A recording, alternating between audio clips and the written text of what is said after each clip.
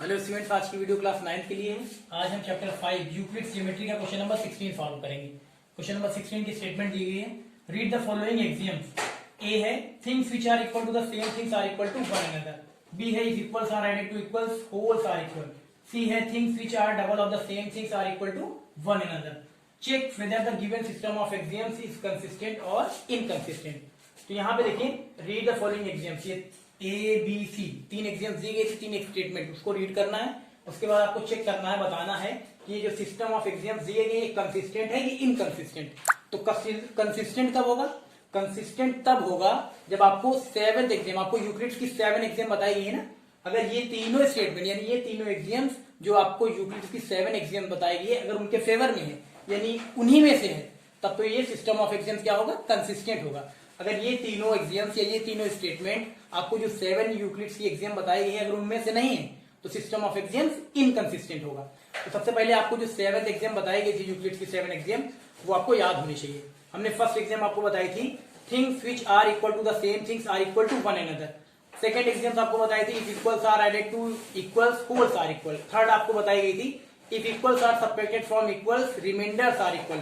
Fourth आपको बताई गई थी things which coincide with one another are equal to one another. उसके बाद आपको फिफ्थ बताई गई थी the whole is greater than a part. आपको सिक्स बताई गई थी things which are double of the same things are equal to one another. Seventh exam आपको बताई गई थी things which are halves of the same things are equal to one another. ये 7th exam आपको बताई गई थी। तो आप देखिए ये तीनों जो एग्जाम दी गई है, तीनों statement, things which are equal to the same things are equal to one another, ये भी हमने बताया जो 7 एग्जाम उसमें से फर्स्ट नंबर पे यही बताया था।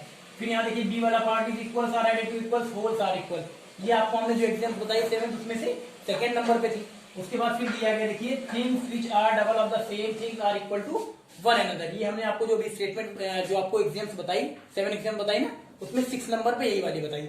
यानी कि आपने देखा क्या कि ए बी सी ये तीनों स्टेटमेंट या कह सकते हैं ये तीनों एग्जाम्स जो यूक्लिड्स की 7 एग्जाम्स हमने आपको बताई है उन्हीं में से है, उन्हीं में से है ना। तो जब उन्हीं में से यानी कि सिस्टम ऑफ एग्जाम्स क्या होगा? कंसिस्टेंट होगा।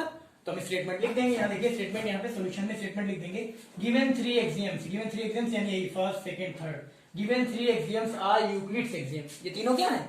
उन्हीं 7 एग्जाम्स में से तो है यानी यूक्लिड्स एग्जाम है। तो लिख देंगे given 3 exams are Euclid's exam which do not contradict any exam, which do not contradict any exam, यानी ये तीनों एग्जाम्स जो हमने आपको यूक्लिड्स की 7 एग्जाम बताई, ये तीनों उन सातों में से किसी का विरोध नहीं करती, किसी के अगेंस्ट नहीं है, ये उन्हीं में से है, इसलिए लिख दिया गया which do not contradict any axiom। ठीक है, फिर आगे so given system of axioms is consistent।